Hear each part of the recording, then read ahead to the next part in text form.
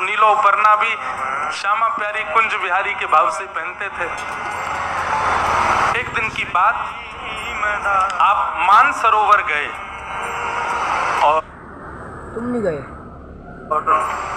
आपके पीछे पीछे पांचों ऋषि जो रूप धारण करके आए, आपके पिताजी, मामा जी और वो तीन, आप पांचों भी आपके पीछे गए। और छठवें श्री विठ्ठल विपुल देव जी, विठ्ठल विपुल देव जी नाम याद कर लीजिए। ये श्री विठ्ठल विपुल देव जी जो हैं, ये आपके मामा के पुत्र हैं, आपसे 5 वर्ष पहले आए हैं। स्वामी जी ललिता जी के अवतार हैं और विठ्ठल विपुल देव जी श्री वृंदावन के अवतार हैं। वृंदावन ललिता जी के बिना रहता ही नहीं है। और एक और बात महाराज जी, स्वामी श्री हरदास जी की परछाई नहीं दिखती थी। आप जब चलते थे तो परछाई नहीं आती थी पृथ्वी पर। ऐसे स्वामी जी के कुछ कुछ भाव उनके बाल्यकाल के बताए गए। एक दिन आप 12-13 वर्ष की आयु हो गई तो मानसरोवर की ओर जाने लगे। अनायासी मानसी में रहते थे, लीला चिंतन करते थे। तो आपके पीछे वो पांचों ऋषि जो रूप धारण करके आए वे चलने लगे, आपके पिताजी, मामा जी और तीनों, और छठवें श्री विठ्ठल विपुल देव जी भी आपके पीछे पीछे गए। वहां मानसरोवर पर जाकर के आप विराजमान हो गए। वे 6 के 6 भी वहां जाके विराजित हुए। आपने आज्ञा की मानसरोवर में स्नान करो, और स्नान करके जैसे ही पांचों बाहर आए, आप श्री ने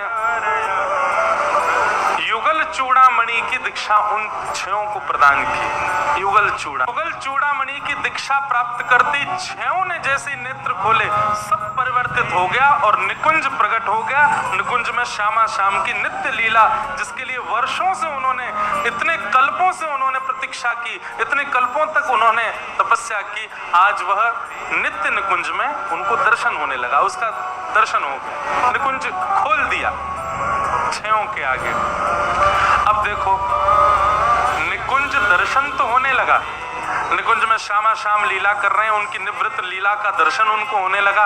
अब 6 के मन में भावना प्रकट हुई कि हमको इस लीला में, हम देख तो पा रहे हैं पर प्रवेश नहीं कर पा रहे।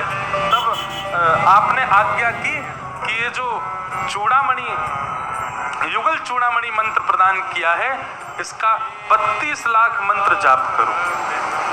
तब आप 6 ने 32 लाख बार जाप किया। बोले उससे क्या होगा?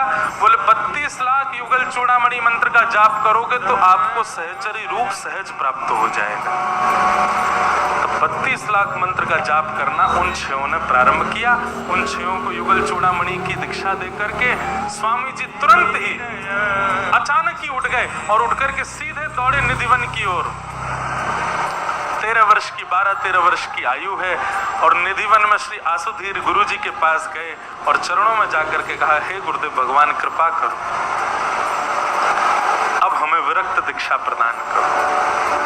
तब आसुधीर जी ने आप श्री को विरक्त दीक्षा प्रदान की और विरक्त दीक्षा में कंठी, करुआ, कौपीन और आड़बंद, ये 4 भाव प्रदान किए। करुआ प्रदान किया स्वामी। अब आपकी स्थिति हो गई ऐसी कि आप एक स्थान पर बैठते हैं और नेत्र बंद करके केवल श्यामा प्यारी कुंज बिहारी, श्यामा प्यारी कुंज बिहारी। मैंने पहले भी कहा कि आपने कभी श्री राधा रानी को स्पष्ट नाम से नहीं पुकारा, आप सदैव श्यामा प्यारी कहते हैं। अब यहाँ तो धीर जी, स्वामी श्री हरदास जी के गुरु जी, अब निकुंज लीला में प्रवेश कर गए। निकुंज लीला में प्रवेश नाम से नहीं पुकारा, आप सदैव श्यामा प्यारी कहते हैं। अब यहाँ तो धीर जी, स्वामी श्री हरदास जी के गुरु जी, अब निकुंज लीला में प्रवेश कर गए, निकुंज लीला में प्रविष्ट हो गए। स्वामी जी महाराज अब निधिवन में विराजते हैं और निधिवन में श्री विठ्ठल विपुल देव जी नित्य आते हैं, स्वामी जी की सेवा करते हैं। और वे पंच ऋषि भी, जो जिसमें पिताजी भी हैं, मामा जी भी हैं और भी सब जन, वे सब भी स्वामी जी की सेवा करते हैं। नित्य उपासना करते हैं, मानसी में रहते हैं हमेशा।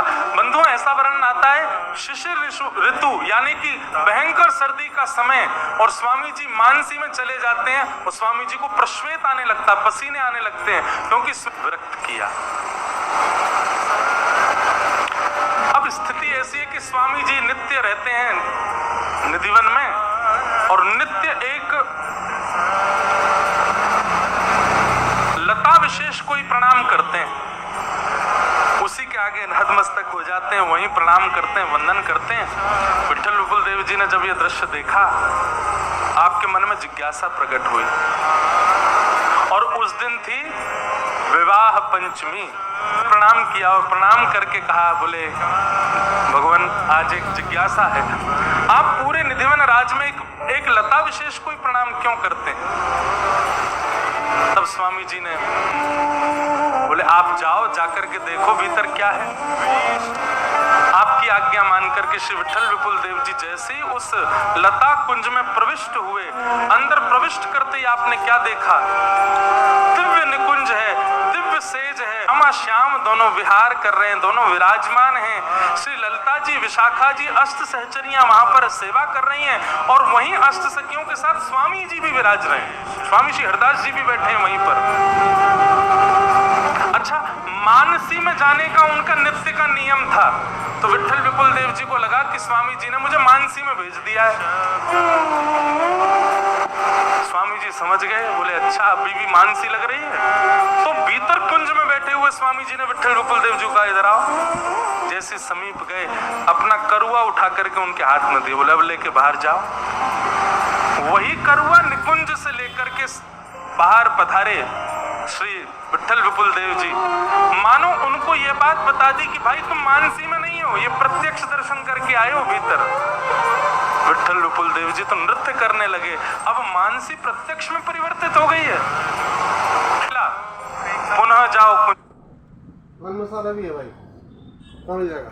आधे मिलेगा। और अब की बार प्रसाद लेकर के आना भीतर से। जैसे ही कुंज में प्रविष्ट किया, कुंज में प्रवेश करके प्रसाद की भावना से बैठे, इतने में ही श्री किशोरी जी और श्री ठाकुर जी दोनों रास विलास कर रहे हैं, और रास विलास करते करते करते करते दोनों ने समीप आकर के गाढ़ आलिंगन किया, और जैसे ही आलिंगन हुआ, आलिंगन होते ही चिन्ह में श्री किशोरी जी और ठाकुर जी एक दूसरे में विलीन हो गए, और श्री वृंदावन के निधि श्री बांके बिहारी लाल प्रकट भये। बोले कुंज बिहारी लाल की, श्री बांके बिहारी लाल की। श्यामा श्याम दोनों मिलित भये, तब एक तदाकार रूप श्री कुंज बिहारी प्रकट भये।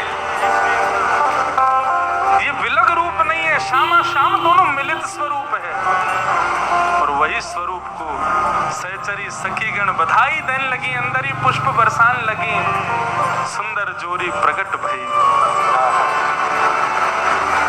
जाकर के श्री विट्ठल विपुल देव जी की गोद में पधरा दिए, नेत्र अश्रुओं से भर गए, हाथ कंपायमान होने लगे, हृदय हृदय हृदय प्रेम विगलित होने लगा। श्री विट्ठल विपुल देव जी आनंद में भर गए। जय हो जय हो जय हो।